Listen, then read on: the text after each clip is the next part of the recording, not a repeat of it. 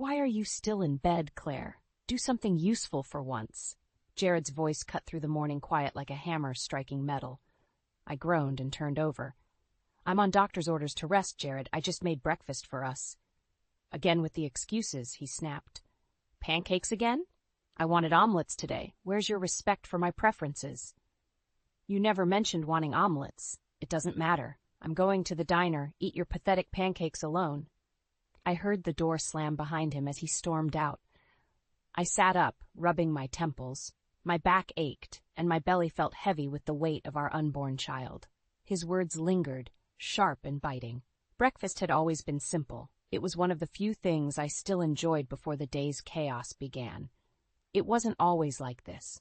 When I first told Jared about the pregnancy, he was over the moon, buying baby clothes and painting the nursery. But somewhere along the line, his excitement wilted, replaced by disdain and indifference. I pushed myself up from the bed and shuffled to the kitchen, looking at the plate of pancakes cooling on the counter.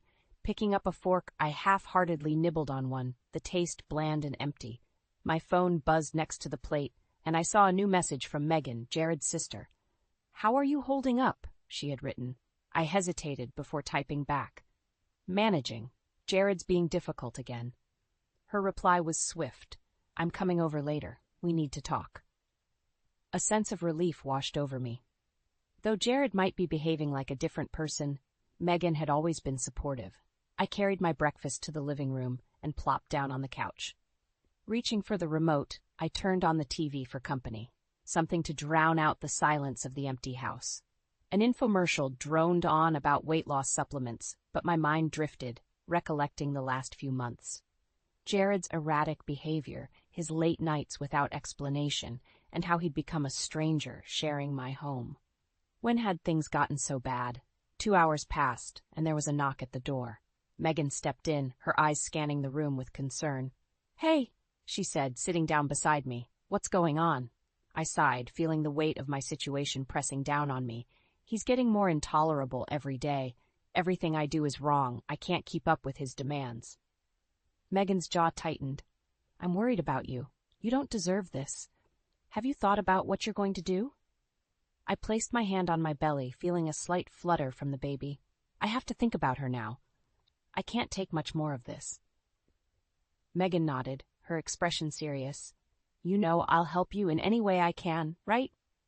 "Thank you, Megan. I don't know what I'd do without you." Just then, the front door swung open and Jared walked in, looking annoyed to see Megan there.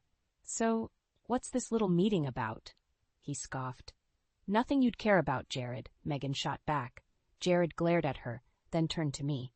"And you? Are you going to sit around all day, or will you finally do something useful?" I felt a surge of determination I hadn't felt in a long time. "I'm already doing something useful by taking care of our child and myself. If you can't respect that, then maybe you should reconsider your priorities." His eyes narrowed, but he said nothing. Instead, he grabbed his keys and walked out again, leaving behind a tense silence. Megan placed a hand on my shoulder. "You're stronger than you think, Claire. Just remember that."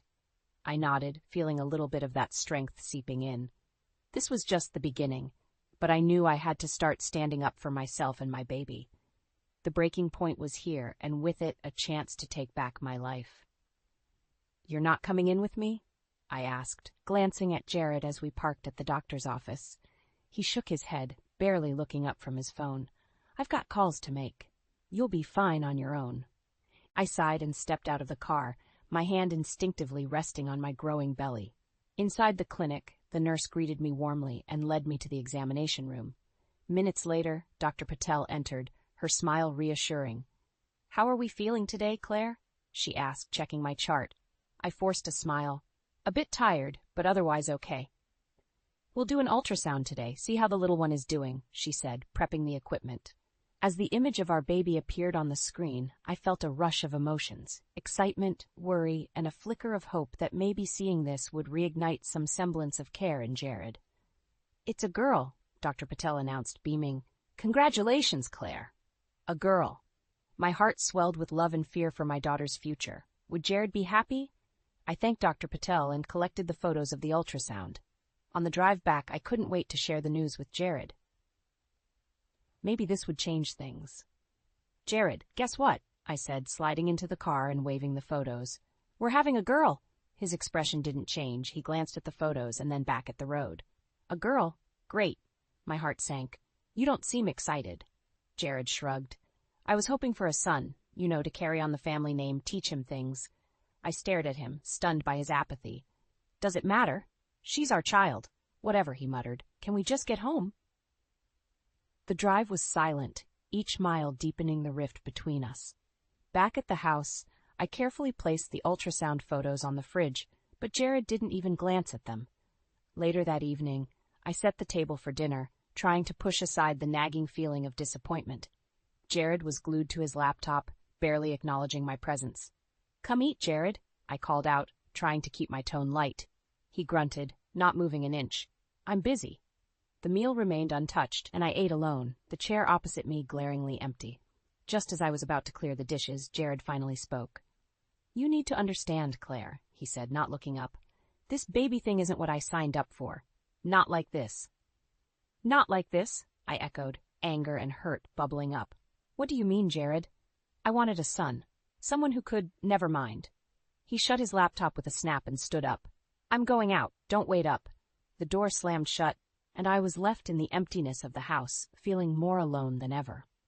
I touched the ultrasound photo on the fridge, tracing the tiny outline of our daughter. That night, I lay in bed, staring at the ceiling, the house silent except for the occasional car passing by. I realized that Jared was slipping further away with each passing day. His disappointment in having a daughter was just another crack in our already fractured relationship. I couldn't let this continue. For my own sake, and for my daughter's future, I would have to find a way to protect her, even if it meant confronting the harsh realities of our marriage. Determination replaced the despair as I resolved to find a way forward, no matter what it took. I was setting up for a family barbecue when Jared walked in, looking disheveled. I glanced up from the skewers I was preparing. You're home early. Yeah, about that. He scratched his head, avoiding my eyes. I quit my job. My heart skipped a beat. The irony was sharp. Here we were celebrating family, while ours was crumbling. You what? I couldn't take it anymore, he said, shrugging. I'll find something better. Pretending everything's fine won't put food on the table, Jared. What about our expenses? The baby? I said I'll find something better, Claire. Just get off my back, he snapped. Megan and her boyfriend arrived moments later, filling the room with forced cheer. I put on my best smile and directed everyone outside. As we settled into the backyard, I couldn't help but feel the weight of responsibility pressing down on me. Megan's boyfriend, Dave, handed me a glass of lemonade. You okay? You seem a bit off. I'm fine, I lied, my eyes darting to Jared, who was already nursing his third beer in silence. Megan caught my glance and pulled me aside. What's going on? He quit his job. Her eyes widened. Without discussing it, what's his plan? He doesn't have one, I whispered, trying to control my frustration. I'm stuck. Listen, she said, her voice soft but firm. You and the baby come first. You can't let him drag you down. I nodded, her words echoing in my mind. While back at the table, Jared was ranting to Dave about former colleagues, oblivious to the tension between Megan and me. Those idiots didn't appreciate my talents, he slurred. I'll show them. They'll regret it. Dave glanced at me, unsure of how to respond. Yeah, I'm sure things will work out. After the guests left, Jared stumbled into the house. I cleaned up the mess, the day's events swirling in my mind. Would this new version of Jared ever go back to who he was? As I loaded the last dish into the dishwasher, the front door opened and Jared lurched in. I'm tired, he muttered, heading to the bedroom. I finished cleaning up and followed, the silence between us thicker than ever. He was already snoring when I crawled into bed, my mind racing with worry about our future.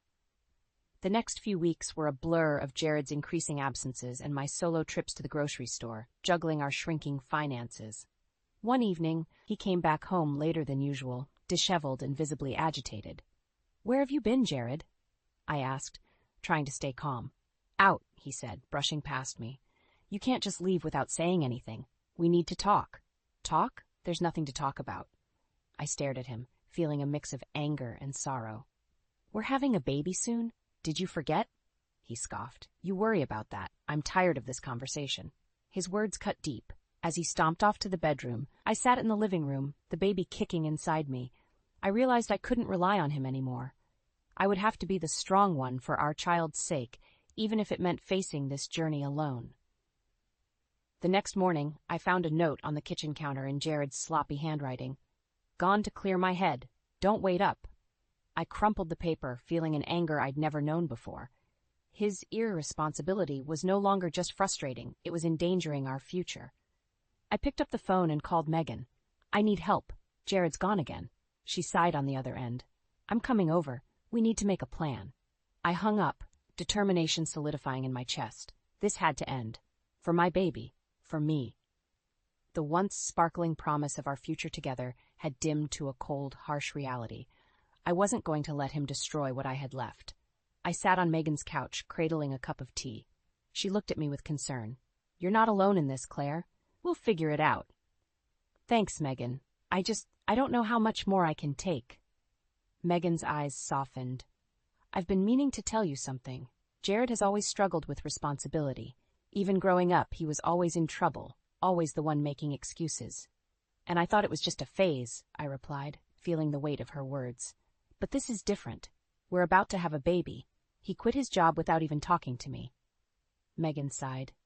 "It's worse than you know. He's been gambling, Claire. He lost a lot of money last week." My heart sank. Gambling? Why didn't he tell me?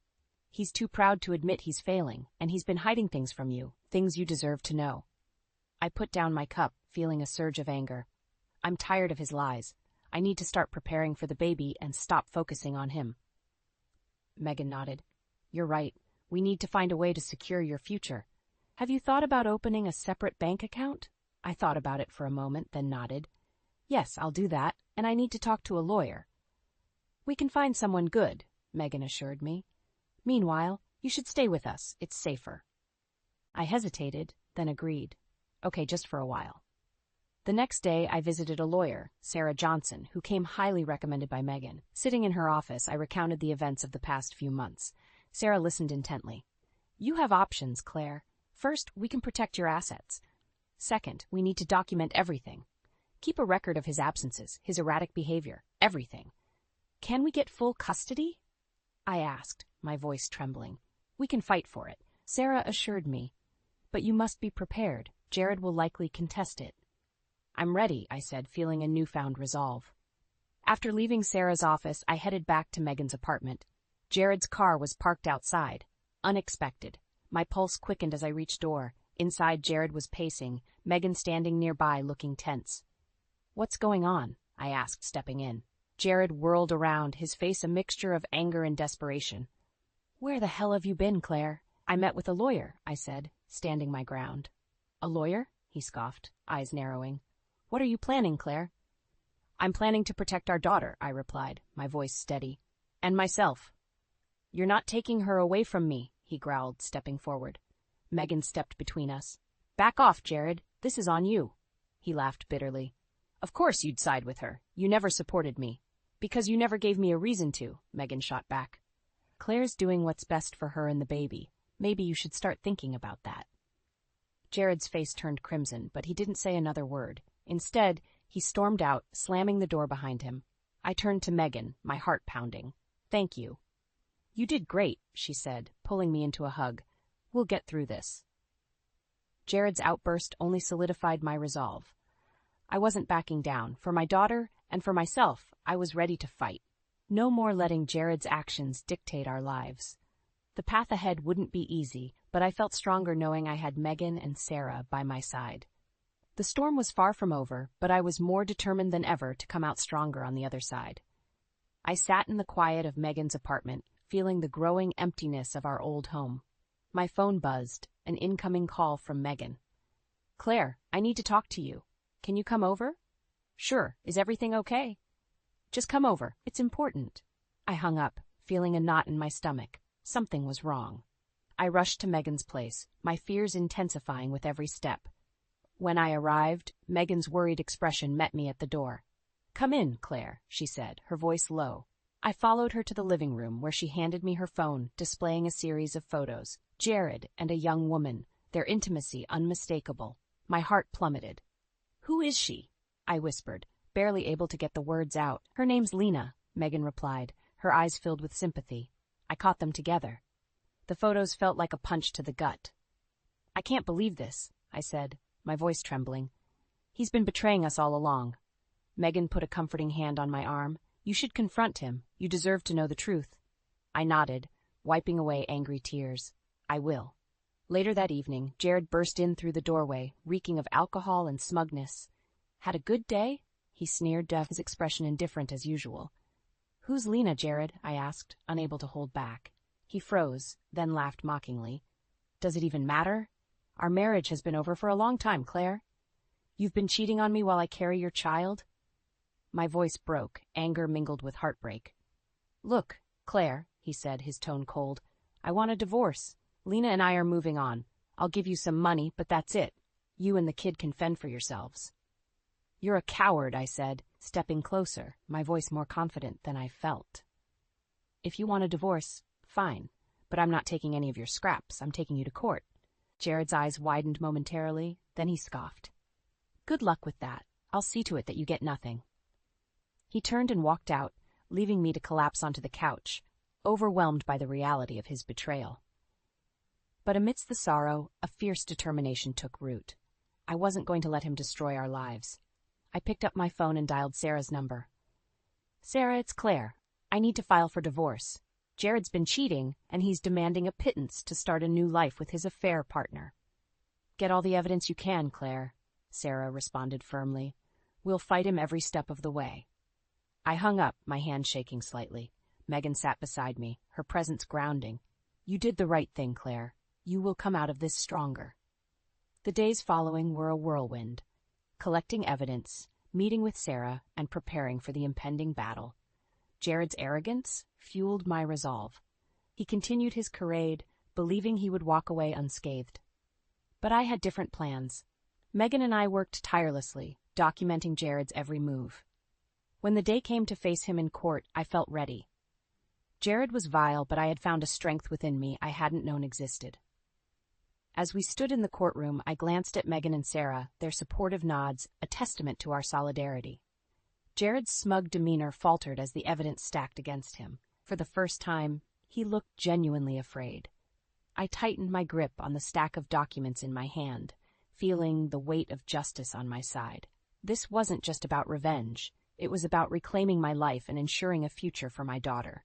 The battle lines were drawn, and I was ready to fight for everything we deserved.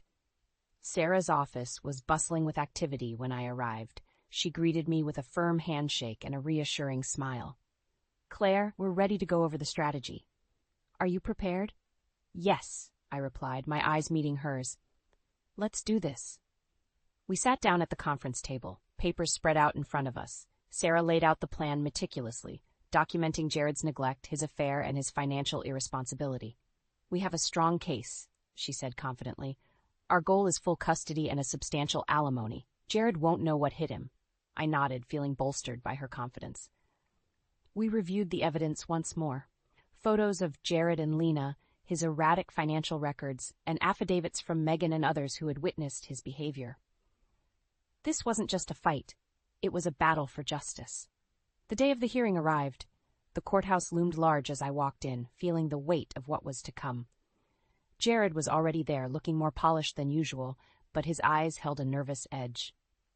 We filed into the courtroom, the judge presiding with an air of stern authority. Jared's lawyer began, trying to paint a picture of a struggling man who deserved leniency. Your Honor, Sarah's voice cut through the room, the evidence is clear. Jared Harper has been negligent, unfaithful, and financially irresponsible. We are requesting full custody of Claire's daughter and appropriate alimony to support her as she prepares for her new life. Jared's lawyer scoffed. Mr. Harper is a dedicated father. He deserves joint custody and is willing to provide some alimony.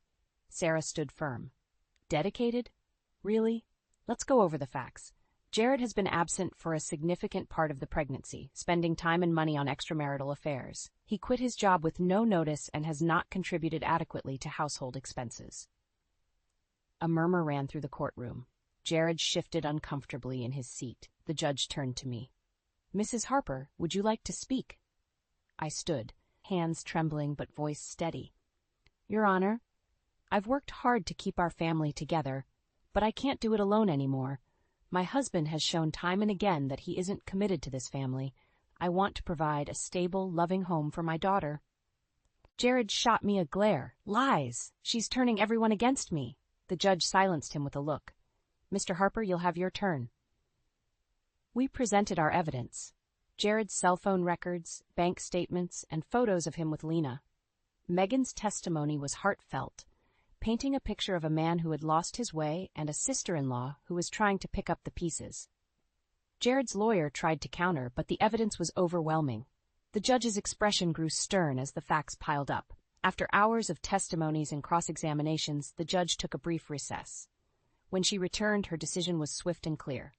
Mrs. Harper, you are granted full custody of your daughter. Mr. Harper, you will provide adequate alimony and child support. Jared's face went white. This isn't fair, he shouted, but no one paid him any mind. The judge's gavel slammed down. Court is adjourned. As we left the courtroom, Sarah put a hand on my shoulder. You did it, Claire? Justice is on your side. I glanced back at Jared, his face twisted with anger and fear. He had thought he could get away with everything, but now he faced the consequences of his actions. Megan hugged me tightly. I'm so proud of you. You stood up for yourself and for your daughter. Tears welled up in my eyes, but they were tears of relief. Thank you, Megan. I couldn't have done it without you. We walked out of the courthouse, the sun shining brightly. The future was uncertain, but for the first time in a long while I felt hopeful. My daughter and I would start anew, leaving the past behind. Jared's downfall was just beginning, but my journey to rebuilding my life had already begun. Jared's face was plastered all over the papers. Local man exposed, infidelity and financial failure lead to downfall. My phone buzzed non-stop with notifications and messages, some from mutual friends, others from strangers who had picked up on our story. Megan sat beside me, shaking her head. He brought this on himself. A knock on the door interrupted our conversation. It was Sarah. Just came from the judge's chambers. Jared's demands for reduced alimony have been denied. He's in deep debt, Claire. I never wished for this, but he has to face the consequences. Sarah nodded. And his legal troubles are only beginning. His part-time jobs found out about the court ruling and fired him. He's practically blacklisted. Employers don't take kindly to public shaming. Just then, my phone rang. Jared's name flashed on the screen. I hesitated, but Sarah encouraged me to answer. What do you want, Jared? His voice was laced with desperation. Claire, please. The media is killing me. I've lost everything. Can't we talk this through? I could almost hear the pleading in his voice. You made your choices. This is your consequence. Please, Claire, I can't find work. Lena left me. I need help. Megan and I will discuss this with Sarah, I said, looking at Sarah for confirmation. But I can't promise anything. You need to understand the gravity of what you've done. I understand. Thank you, he croaked before the line went dead. Megan gave me a skeptical look. Are you sure about this? He's at rock bottom. Maybe now he'll learn. Later that evening, Megan and I met with Sarah at her apartment. We reviewed Jared's desperate request. Let's keep a record of this conversation, Sarah said, setting her phone to record. Then she dialed Jared. Jared, it's Sarah. We're willing to listen, but you need to be honest. Jared's voice trembled through the speaker. I am. I'm trying to turn things around. Turnaround starts with responsibility, Sarah said sternly. Admit to your errors, find solutions, and we might consider adjusting the stipulations. I'll do whatever it takes, Jared replied hastily. Then get clean, Megan added. No more gambling, no more lies. Show us you can be reliable. I will, I promise, he said, sounding like a man clutching his last hope. The next few weeks were revealing. Jared struggled to find even odd jobs. Megan and I occasionally spotted him around town, looking disheveled and downtrodden. His proclamations of reform were met with skepticism by those who knew his past. One evening, as I prepared dinner, my phone buzzed with a new message. Jared's text read, I've enrolled in a gambling support group. First session today. I showed Megan the message. Think he means it? We'll see. Actions speak louder than words. Jared's actions began to show promise. He attended support group meetings regularly and even picked up volunteer work at a community center. Sarah kept track, cautiously optimistic.